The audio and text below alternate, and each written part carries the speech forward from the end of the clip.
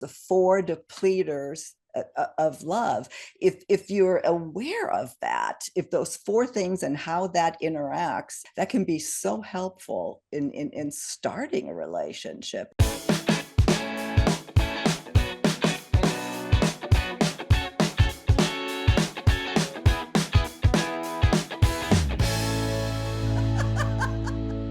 Thank you so much for joining us today on Second Act TV. Today, I'm so happy to welcome a new content expert to Second Act, couples communications expert and the author of 7 books, including the New York Times bestseller, Why Men Are the Way They Are, and his current book, Role Mate to Soulmate, The 7 Secrets to Lifelong Love, Dr. Warren Farrell. Warren, thank you so much for joining me today. You said that title so nicely. I even want to read the book now. Well, I read it, and yeah, it's worth reading, believe me. Warren, I am just really thrilled to have you here today. And before we get into your book, I want to make sure that I highlight just a few things here in your background. We don't have enough time to talk about all of your accomplishments and everything you've done. I mean, you're a heavy hitter on this topic. In the 70s, I read that you came to prominence as a big supporter of the National Organization for Women. You were actually on the board of the National Organization for Women in the New York chapter, the events of which really made you, well, notice the men's issues that pertain to this. And you became an author on, well, boys' issues, men's issues, to where you really bring a very two-sided, very fair and two-sided view to this topic. And I thought that's important to highlight for our discussion today. Anything else you want to add on that? No, you're exactly right. I mean, from my perspective, when only one sex wins, both sexes lose. What we all want and need is love and to be understood and to know how to do that. And the Role Mate to Soulmate book was because I saw that literally the Achilles heel of all human beings is our inability to handle personal criticism without Mm-hmm. becoming defensive. Yeah. And I started looking into why is that? And why is that so universal? And then, much more importantly, what's a solution to that? And Mm-hmm. so finding the solution to that was what led to the Role Mate to Soulmate book. Yeah, it's super, super interesting. And I love the way that you set up how we got, or how you got to the seven secrets. And you call it the four depleters of love, that when as we couple up, what quickly happens that our passion turns to complacency, to criticism, to, well, as you say, the four depleters. And that if we just understand that and understand how to deal with criticism, we may have perhaps avoid a lot of that conflict. So let me throw it over to you. How does that work? I guess the first thing to understand here is that it's biologically unnatural to respond to criticism without being defensive. And the reason that is that historically speaking, when we heard criticism, it was a potential enemy. And so it was functional to get up our defenses or even kill the enemy before the enemy killed us. Mhm. That was functional for survival, but it's dysfunctional for love. Falling in love is biologically natural, but sustaining it, I found, Mhm. is biologically unnatural. Mhm. Nobody feels understood by long-term partners. They all feel that they're, I mean, as understood as they would like to. Almost everybody feels they're walking on eggshells. And Mhm. so the criticism thing, the transforming the criticism into something that's an enhancer of love, I do by something called a caring and sharing time. And that is allows you then to deal with the criticism, which as you say, you named as the first depleter of love. And I like the explanation you gave too, that we need to understand the gap between criticizer and criticized. Yes, absolutely. Let's say you're in the kitchen and somebody says, I really like it when the dishes are put in the sink. And so the person saying that feels like, oh, they're just making a suggestion. But the person hearing that is feeling like, oh, I'm being criticized for leaving the dishes in the sink. Mhm. It's amazing how frequently The person who just believes they're only making a suggestion is experienced by the other person as being them being criticized. And so Mhm. then they become defensive and they say something like, well, you left some dishes in the sink yesterday. I didn't see you, yelling at yourself. And you notice I didn't Yeah. yell at you. I just put the dishes away. Why can't you do something as simple as that? Well, you Mhm. do it much more frequently than I do it. But before you know it, there's an argument happening as escalation, and there's 1,000 examples like that that happen all the time. Simply said, just being aware of it. Like I never would have thought about understanding the gap in the criticizer and criticize. So having awareness, how you draw awareness to that to come to what the solution and the mindset, I think is so incredibly valuable. As like number two here, the second depleter, complaints. Yes. That complaining, as with criticism, that there's also perception gap. What do you mean by that? Absolutely. So, for example, let's say you recommend a movie or you recommend a restaurant, and somebody goes out to that restaurant, and they say, just offhand, oh boy, that was really slow service. We've been waiting quite a while, Mm-hmm. or soup is cold, or it's really not well spiced. All of those feel to the person saying that they're a complaint about the restaurant.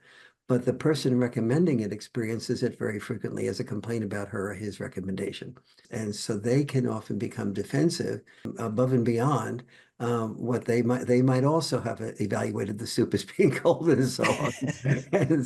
And I see this, myself. Sometimes I will recommend the movie for my wife and I. If it's a movie that she doesn't feel as enthusiastic about as I did in my recommendation, I could feel like, oh, I've disappointed her, and Yeah. that's part of that is a natural outcome of, loving somebody and wanting them to be happy.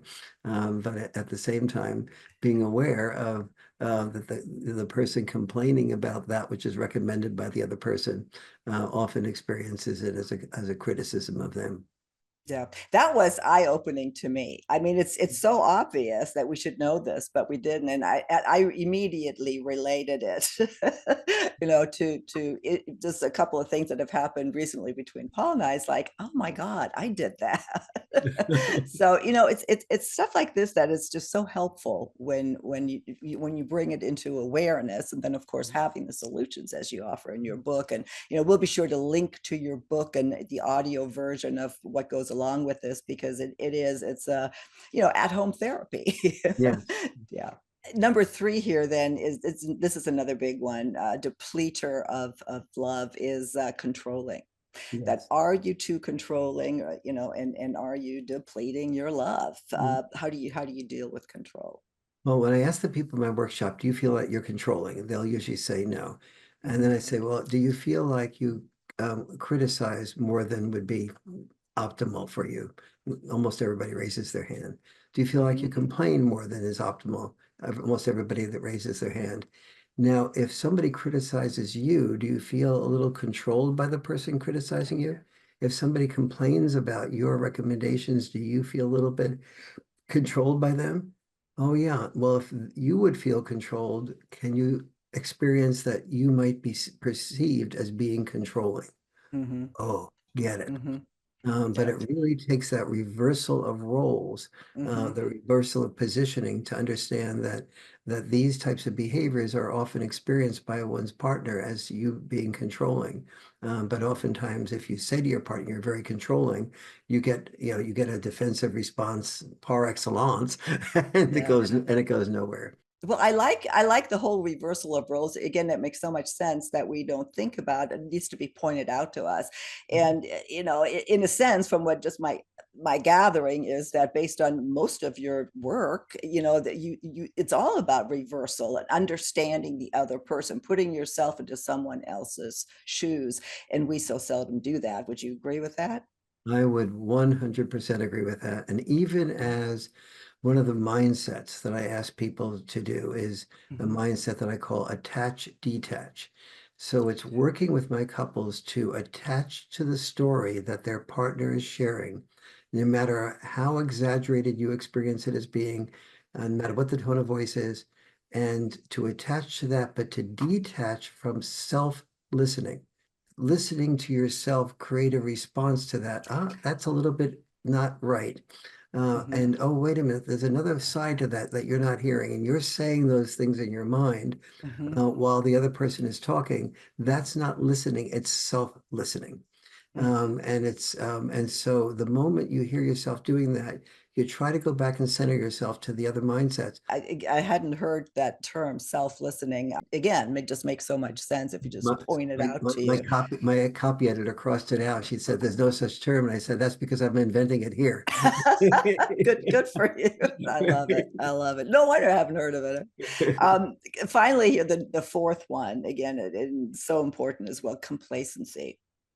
That we just go from passion to complacency sometimes, more quickly than necessary, perhaps. Yes, and that's a complex one, and it's one of balance. So, but you think about it, like when you first met Paul, the chances are fairly good somebody introduced you or whatever. How did you meet? We've been on Match. Oh, you We're met on on. Match. All right, very good. And so, did you do a Zoom call first or something? Or No, met well, we met 12 years ago. no? Yeah, yeah. So we met 12 years ago, and no, we were close by. We had just met for a drink at one of my favorite restaurants, and ended up talking for 5 hours. Yeah, that's a very good sign. Really. So think you meet on Match and you're getting ready for that drink.